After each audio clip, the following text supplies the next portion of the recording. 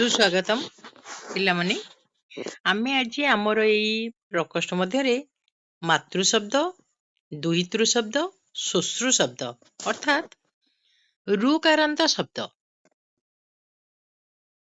मातृ कहले माँ दुहितृ कहले झियो श्वश्रु कहले भौणी एई तीनोटी शब्दर रूप आमे आज पढ़िबा तुमे माने गोटे थररे तीनोटी शब्द को मन रखी पारिबो।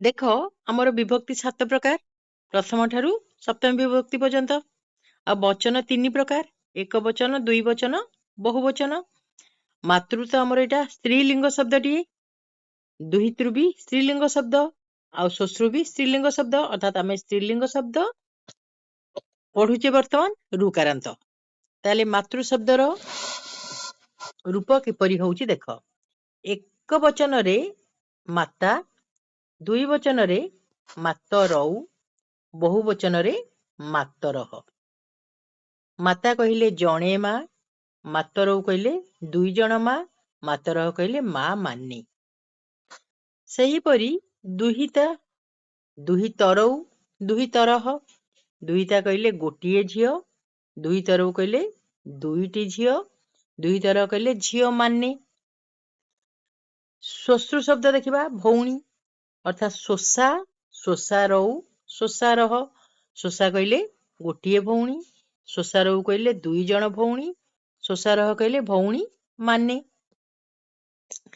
सही परी आमे द्वितीय विभक्ति को जिबा द्वितीय विभक्तिर केमते होउची देख मातृ शब्दर द्वितीय विभक्तिर ला मातरम मातरौ मातृहु दीटा रूपला विसर्ग सेमती दुहिता दुहितृर हब दुहितरम दुहितरौ दुहितृहु हैला श्वश्रु शब्दर हब श्वशारम श्वशारौ श्वश्रुहु एथर ओडिया अर्थ जानि नबा मातरम कहले मांकु अर्थात जणे मांकु मातरौ कहले दुई जण मांकु मातृहु कहले मां मानंकु दुहितरम कहले गोटिए झियोकु दुहितरौ कहले दुईटी झियोकु दुहितृ कहले झियो मानंकु श्वशारम श्वशारम कहले भौणी को अर्थात गोटिए भौणी को श्वशारौ दुईटी भौणी को श्वश्रु कहले भौणी मानंकु बुझी पारलो पिला माने द्वितीय विभक्ति सरला एबे आमे तृतीय विभक्ति मन रखिबा तृतीय विभक्तिर रूप केमति हबो तृतीय विभक्ति हला मातृ शब्दर मात्रा मातृभ्याम मातृभिः दुहितृ शब्दर सेमति दुहित्रा दुहितृभ्याम दुहितृभिः श्वश्रु शब्दर श्वश्रा श्वश्रुभ्याम श्वश्रुभिः तार ओडिया अर्थ कर मात्रा कहले मांको द्वारा जणे मांको द्वारा मातृभ्याम दुई जण मांको द्वारा मातृभिः मां मानंक द्वारा दुहित्रा गोटिए झियो द्वारा दुहितृभ्याम कहले दुईटी झियो द्वारा दुहितृभि कहले झियो मानंक द्वारा श्वश्रा कहले गोटिए भौणी द्वारा श्वश्रुभ्याम कहले दुई जण भौणीक द्वारा श्वश्रुभि कहले भौणी मानंक द्वारा हैला एबे आमे जिबा चतुर्थी विभक्ति को चतुर्थी विभक्ति केमते होउची देख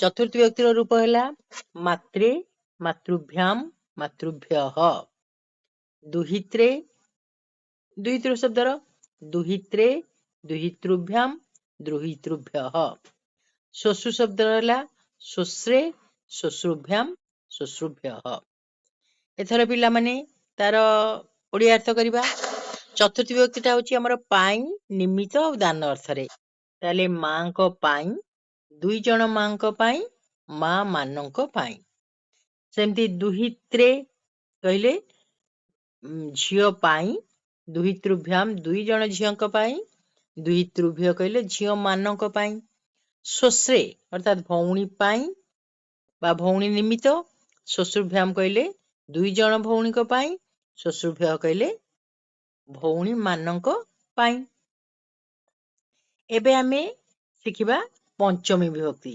पंचमी विभक्ति केमती हबो पंचमी विभक्ति हला मातुहु मातृभ्याम मातृभ्यः सेहीपरि दुहितुहु दुहितृभ्याम दुहितृभ्यः। श्वश्रुः श्वश्रुभ्याम श्वश्रुभ्यः। एथर आमे अर्थ करिबा। मातु कहले मांको ठारू अर्थात जणे मांको ठारू। मातृभ्याम दुई जण मांको ठारू। मातृभ्यः मा मानंको ठारू। सेमती दुहितृ दुहितृ कहले गोटिए झियो ठारू। दुहितृभ्याम कहले दुईटी झियो ठारू। दुहितृभ्य कहले झियो मानक ठारू। श्वश्रु कहले गोटिए भौणी ठारू। श्वश्रुभ्याम दुईटी भौणी ठारू। श्वश्रुभ्य कहले भौणी मानक ठारू। एला पिला माने तुमे मन रखिबो एवं ओडिया अर्थ ओडिया शब्द गुडको सेही भलिया प्रयोग करिबो। एबे आमे देखिबा मातृ शब्दर षष्ठी विभक्ति, दुहितृ शब्दर षष्ठी विभक्ति और श्वश्रु शब्दर षष्ठी विभक्ति। ताले सेही मातुः मात्रोः मातृणाम दीटा रूपला पिला माने लक्ष्य कर। सेही परी दुहितृः दुहित्रोः दुहितृणाम। श्वश्रुः श्वश्रः श्वश्रुणाम। ओडिया अर्थ कर। मातुः कहले मांकर। मात्रोः कहले दुई जण मांकर। मातृणाम कहले मांक मा मानकर। दुहितृ कहले झियर। दुहित्रोः कहले दुईटी झियर। दुहितृणाम कहले झियो मानकर। श्वश्रु कहले भौणीर। श्वश्रः कहले दुई जण भौणीर। श्वश्रुणाम कहले भौणी मानकर। तापरे एबे आस पिला माने आमे शिखिबा सप्तमी विभक्ति। सप्तमी विभक्ति केमती होची देख। मातरी मात्रोः मातृषु। कौश देखि दियो मुदुनेश। ताले मातरी मात्रोः मातृषु। दुहितरी दुहित्रोः दुहितृषु। श्वशरी श्वश्रः श्वश्रुषु। ओडिया अर्थ करिबा। मातरी कहले मांक ठारे। दुई जण मांक ठारे मात्रोः। मा मानक ठारे मातृषु। दुहितरी कहले झियो ठारे। दुहित्रोः दुई जण झियक ठारे। दुहितृषु झियो मानक ठारे। श्वश्रु श्वशरी अर्थात भौणी ठारे। श्वश्रः कहले दुई जण भौणी ठारे। श्वश्रुषु कहले भौणी मानक ठारे। एकु छाड़ी देले पिला माने आमर गोटे संबोधन पद अछि। संबोधन कहले जनको ना धरी संबोधन करिबा बा डाकिबा।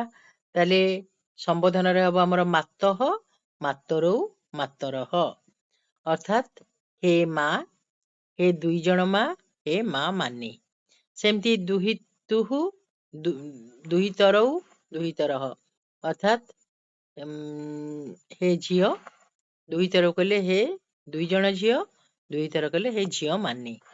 सेमती श्वश्रुः श्वशरौ श्वशरः अर्थात हे भौणी। श्वश्रुः श्वशरौ कहले हे दुई जण भौणी भौणी माने। हैला ताले आधेरे पिला माने हमें लक्ष्य करिबा मातृ शब्द बा दुहितृ शब्द और श्वश्रु शब्दर द्वितीय विभक्ति बहुवचन और षष्ठी विभक्ति दुई वचन रे दुईटी लेखाए रूपला थाए। बाकी आमे देखुचे जे हमर तृतीया चतुर्थी पंचमी यार कौन मध्यम पुरुष दुई वचन गुड़िक सम्मान। सेही परी चतुर्थी आउ पंचमी ए दुईटा सम्मान हैला। सेही परी पंचमी आउ षष्ठी हमर एक वचन गुड़िक सम्मान। तेणु तुमे जदि गोटिए ये जो शब्द मानक भितरु जदि गोटिए शब्द गोसी दियो मातृ शब्द मन रखी दियो ताले तमरो दुहितृ शब्द आ श्वश्रु शब्द मध्य हे गला। एबे तमे जानिलो व्यवहार भी करि परिबो। दुहिता माने झियो आ श्वश्रु माने भौणी। ताले आजि पय भाबुची तुम मानकु शब्दटी को कहि दिया गला। तुमे माने ताकू मन रखिबो। जेते मन रखी ताकू प्रयोग करिबो तुमरो सेते अभ्यास हबो। ताले समस्तंकु धन्यवाद। आमे आज एठी ही रहूचे।